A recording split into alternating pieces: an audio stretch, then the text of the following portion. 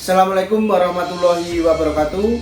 Nama saya Arif Mardika Rulyawan dari Prodi Manajemen Pendidikan Islam Fakultas Ilmu Tarbiyah dan Keguruan dengan NIM 211040900086. Saya di sini membuat video dalam rangka untuk UTS dosen Ibu Wiji Hidayati. Dalam kesempatan ini saya akan membawakan materi yang berjudul Kebijakan Penerimaan Peserta Didik Baru dengan Sistem Zonasi. Selamat menyaksikan. Ruang lingkup 1. Konsep dasar peserta didik serta keterampilan peserta didik abad 21. 2. Konsep dasar manajemen peserta didik. 3. Penerimaan peserta didik baru. 4. Orientasi dan pengelompokan peserta didik baru. Konsep dasar peserta didik. Dalam perspektif Undang-Undang Sistem Pendidikan Nasional Nomor 20 Tahun 2003 Pasal 1 Ayat 4, peserta didik diartikan sebagai anggota masyarakat yang berusaha mengembangkan dirinya melalui proses pendidikan pada jalur jenjang dan jenis pendidikan tertentu. Keterampilan peserta didik abad 21. 1. Critical thinking and problem solving. Kemampuan berpikir kritis dan penyelesaian masalah. 2. Creative thinking. Kemampuan melahirkan kreativitas. 3. Communication skill. Kemampuan berkomunikasi. 4. Collaborative work. Kemampuan untuk bekerja sama. Konsep dasar manajemen peserta didik. Manajemen peserta didik dapat diartikan sebagai usaha pengaturan terhadap peserta didik mulai dari peserta didik tersebut masuk sekolah sampai dengan mereka lulus sekolah.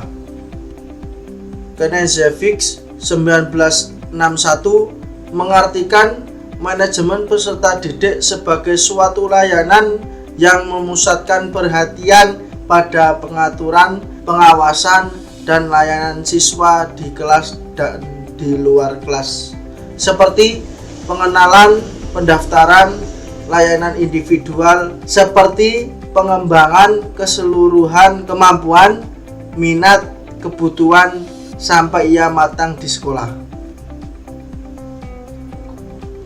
Penerimaan peserta didik baru. Penerimaan peserta didik baru merupakan proses pendaftaran dan pelayanan kepada siswa baru masuk sekolah setelah mereka memenuhi persyaratan yang ditetapkan oleh sekolah tersebut. Dalam penerimaan peserta didik baru ini, kepala sekolah perlu membentuk panitia penerimaan peserta didik baru. Secara sistematis, kegiatan penerimaan siswa baru dapat dilakukan dengan langkah-langkah. 1. Membentuk panitia penerimaan siswa baru. 2. Menentukan syarat pendaftaran. 3. Menyediakan formulir pendaftaran. 4. Pengumuman pendaftaran calon. 5. Menyediakan buku pendaftaran. 6. Waktu pendaftaran dan penentuan. Orientasi dan pengelompokan peserta didik baru. Pengelompokan peserta didik adalah suatu cara sekolah untuk memberikan pelayanan yang maksimal kepada peserta didik. Menurut Imron 2012, pengelompokan atau grouping adalah suatu penempatan peserta didik sesuai dengan karakteristik yang ada pada peserta didik. Pendapat pro terhadap sistem zonasi. Pihak yang pro terhadap implementasi sistem zonasi dari sisi kebermanfaatan objektif program tersebut yaitu pemerataan kualitas akses pendidikan, Safara dan Wibowo 2018, Wahyuni 2018. Peningkatan pemerataan akses pendidikan itu dapat dilihat dari penghapusan stigma sekolah favorit dan tidak favorit, mengurangi jarak tempuh siswa dari rumah ke sekolah, dan mendistribusikan siswa-siswa dari berbagai latar belakang dan capaian pembelajaran secara lebih merata. Pendapat kontra terhadap sistem zonasi. Pihak yang kontra tampaknya lebih melihat kelemahan sistem zonasi dari aspek kesiapan pelaksanaan teknis yang kurang optimal. Arnani 2019.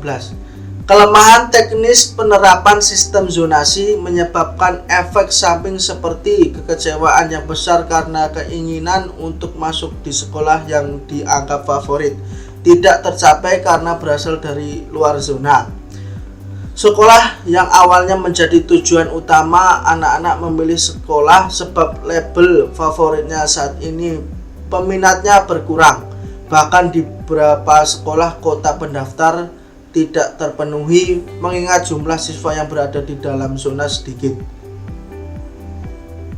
Solusi terhadap penerapan sistem zonasi. Pertama, menerjemahkan tujuan dan sasaran kebijakan agar sesuai dengan kondisi lokasi dari penerapan sistem zonasi. Kedua, mengkomunikasikan kebijakan zonasi secara akurat terutama kepada masyarakat sehingga masyarakat dapat mengapresiasi dan turut berpartisipasi mensukseskan program ini. Ketiga, pemantauan dan evaluasi secara berkala dan komprehensif yang melibatkan partisipasi masyarakat agar dapat mengidentifikasi hal-hal yang perlu dibangun atau diperbaiki dari sistem zonasi. Dari hasil kajian yang dilakukan, berbagai evaluasi yang diperoleh dapat dijadikan sebagai bahan pertimbangan pemerintah guna optimalisasi program yang lebih baik.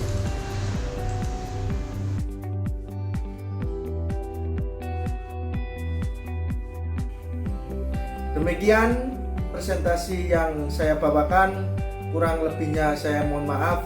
Wabillahi taufik walhidayah, wassalamualaikum warahmatullahi wabarakatuh.